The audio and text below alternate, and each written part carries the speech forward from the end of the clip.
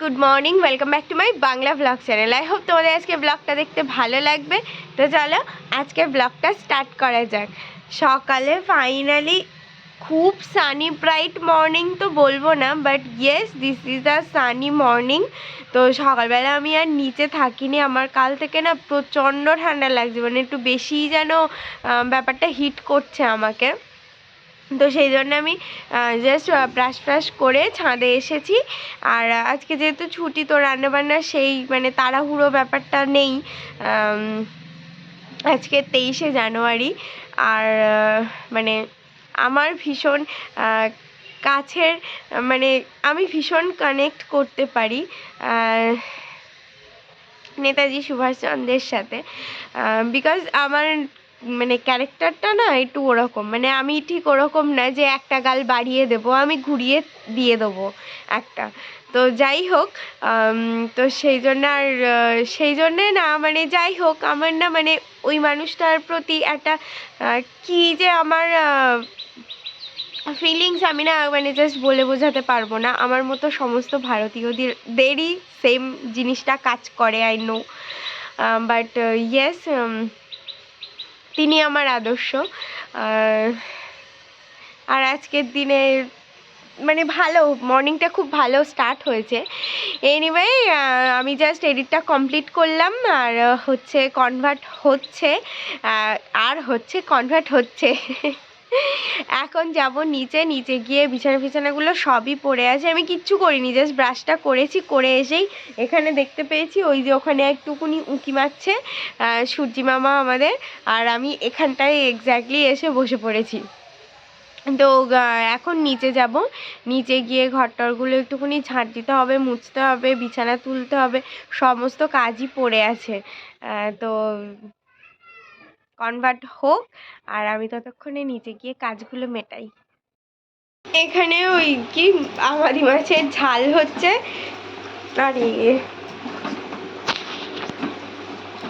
Tomato, ধনেপাতা, ওই পেঁয়াজ ফেঁয়াজ দিয়ে, আর এখানে দুধ পুলি হবে, সেটাও রেডি হচ্ছে। আর এই যে হবে বেগুন পোড়া, সেটাও রেডি করে নিলাম। এর মধ্যে আমার অলরেডি লঙ্কা আর রসুন ভরা হয়ে গেছে।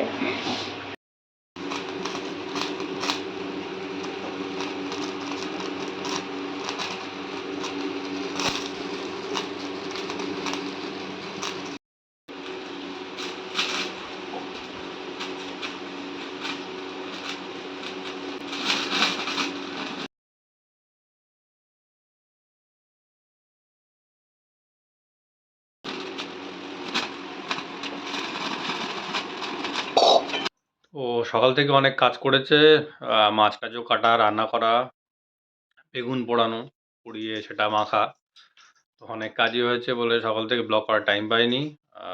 এখন একটু বেরোবো এক জায়গায়, তো কুর্তিটাও আয়রন করতে হবে। আর একজন স্নান করে সবে আসলো, আমার করা হয়ে গেছে অনেকক্ষণ আগে। তো কুর্তিটা আয়রন করে নেওয়ার পরে তারপর বেরোবো এক জায়গায়। ডিফরেস্টেশনের উপরে একটা প্রজেক্ট ছিল, সেই প্রজেক্টের জন্য এই কাটিংগুলো করা হয়েছে, মানে অ্যাকচুয়ালি এগুলো পেটিগুলো কেটে গাছ তৈরি করা হয়েছে। তো আমি পড়াতে যাই যেখানে, ওরই ছিল প্রজেক্টটা আঁকা, তারপরে এই গাছগুলো কেটে রং টং সব ওই করেছে। করার পরে এই টাইপে যেগুলো বেরিয়েছে ছোট ছোট গাছ, এগুলো ওই থার্মোকলের পরে দেখানো হবে, থার্মোকলের উপরে জাস্ট কোনো কিছু দিয়ে চিপকানো হবে, কিংবা জায়গা কেটে তার উপরে চিপকানো হবে।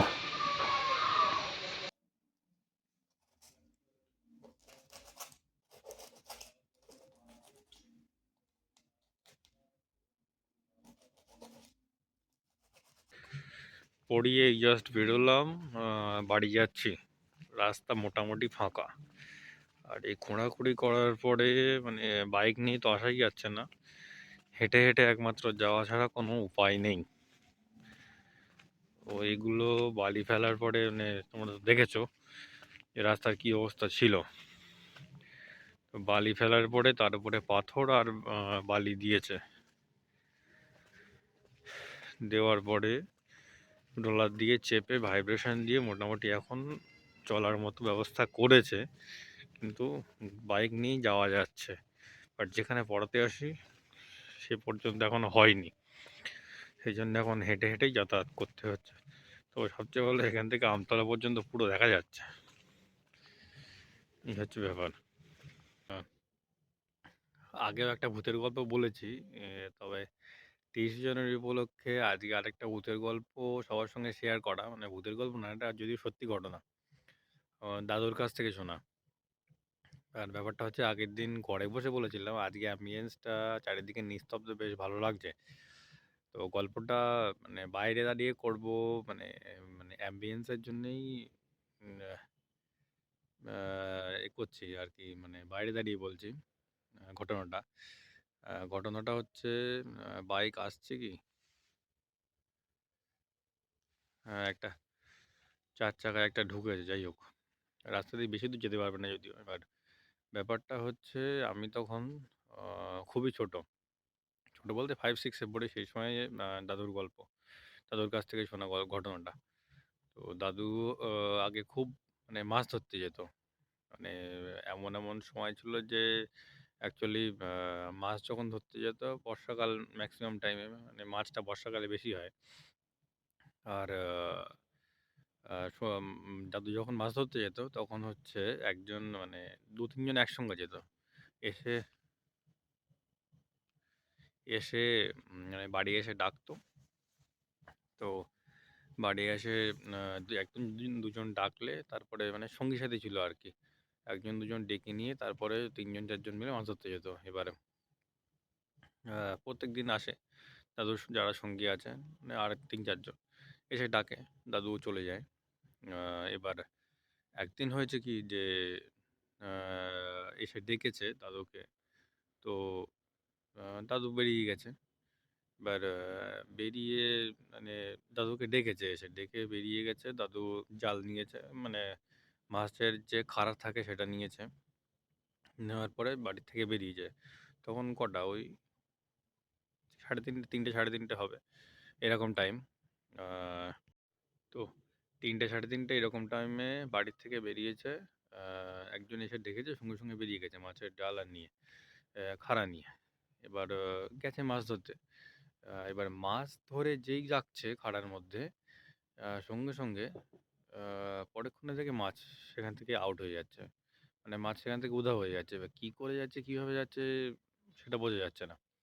এবার আবার মাছ ধরছে। এবার সবথেকে বড় বিশেষত্ব হচ্ছে যে সেদিন যা মাছ ধরছে, মানে জাল ভর্তি করে মাছ উঠছে, মানে এত মাছ ওঠা উঠছে খাড়া ভর্তি হয়ে যাচ্ছে। এবার দাদু বারবার মাছ জাল টানছে, জাল টেনে মাছ ধরছে খাড়ার মধ্যে রাখার জন্যে।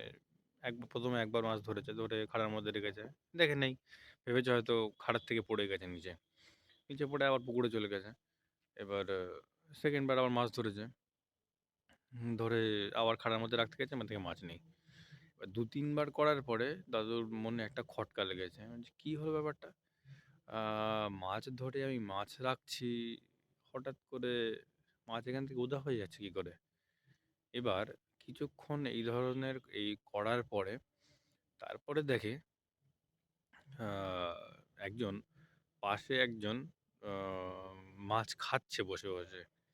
এবার মানে আমার গুজবাম্পস হচ্ছে, মানে কথাটা বলতে গিয়ে আহ, বসে বসে মাছ খাচ্ছে, মানে ওটা দেখতে পাইনি, পাশে অন্ধকার, যেখানে খাড়া রাখছে খাড়ার পাশে মাছ খাচ্ছে। এবার সেই দেখে দাদু ওখানেই অজ্ঞান হয়ে গেছে, অজ্ঞান হয়ে পড়ে গেছে।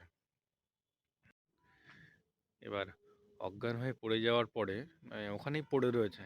এবার যথারীতি যারা মাছ ধরতে দাদুর সঙ্গে যেত এসছে, এসে ডাকছে অমুক অমুক করে, যে ওঠ মাছ ধরতে যাব। এবার তখন দিদা বেরিয়েছে, যদিও দিদা আমাদের সঙ্গে এখন আর নেই, আহ, আমাদের ছেড়ে অনেকদিন আগেই চলে গেছে, 1 বছর 1.5 বছর হলো। এবার ডাকছে এসে, দিদা উঠেছে, উঠে বলছে, কী হলো, তোমরা তো এসে ডেকে নিয়ে গেলে। বলছে, আমরা এসে ডেকে নিয়ে গেছি কোথায়, আমরা তো একবারও আসিনি এখানে ডাকতে। এবার ওনারা এসে বলছেন যে, কই আমরা তো আসিনি, আমরা তো ডাকতে আসিনি। তা এবার দিদা তখন বলছে, শিগগিরই যা শিগগিরই যা, ও কিন্তু ওনাকে তো ডেকে নিয়ে গেল একজন এসে। এবার ওনারাই বুঝতে পেরেছেন যে ব্যাপারটা কি হয়েছে, মানে কে ডেকেছে, কিভাবে নিয়ে গেছে, মানে নিয়ে চলে গেছে, সেখানে গিয়ে মাছ ধরছে। ওরা সঙ্গে সঙ্গে গিয়ে দেখে, মানে 4:30 বনিবস্তার সময় সেখানে গিয়ে দেখে দাদু সেখানে অজ্ঞান হয়ে পড়ে রয়েছে। আর পাশে জাল পুকুরের মধ্যে, মানে হাতে বাঁধা অবস্থায়, আর পাশে খাড়াটা রাখা রয়েছে। এবার সঙ্গে সঙ্গে সেখান থেকে বাড়ি নিয়ে আসলো। বাড়ি নিয়ে এসে তিনজনে মিলে বাড়ি নিয়ে এসছে।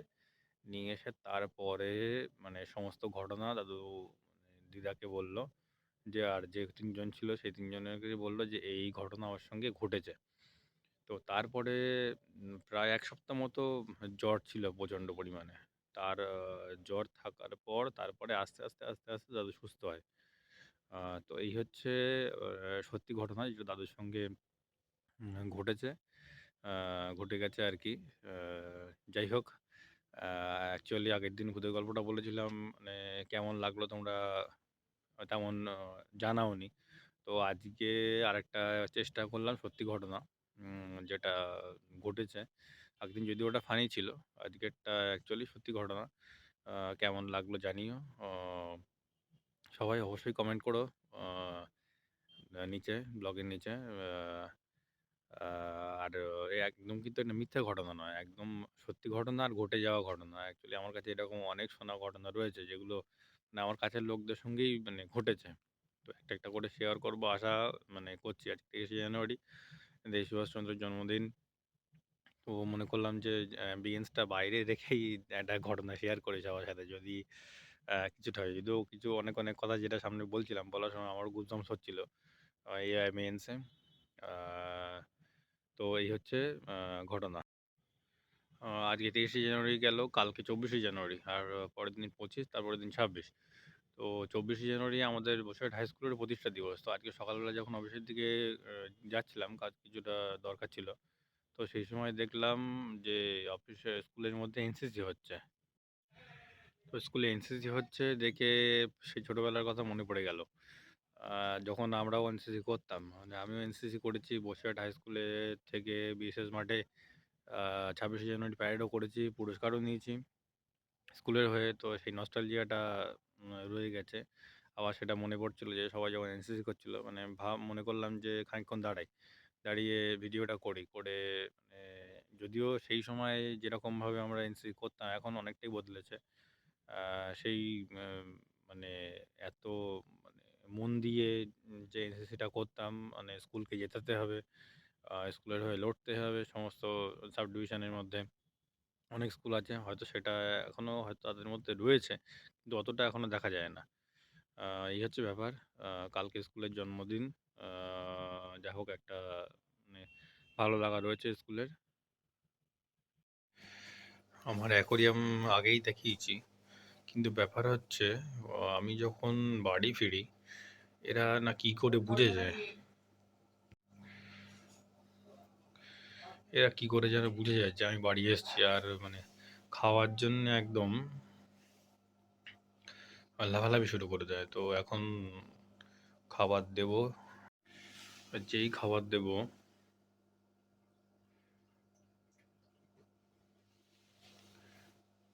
ব্যাস শুরু।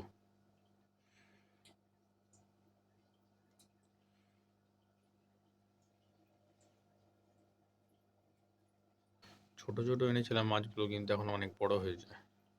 এটা তো বিশাল বড় গোল্ডফিশটা। আজকের ব্লগটা দেখতে আশা করি ভালো লাগবে সবার। ততক্ষণের জন্যে গুড নাইট, স্লিপ টাইট, আর please subscribe the purple paradise. Tata. I've changed for the better this time. I thought I would never be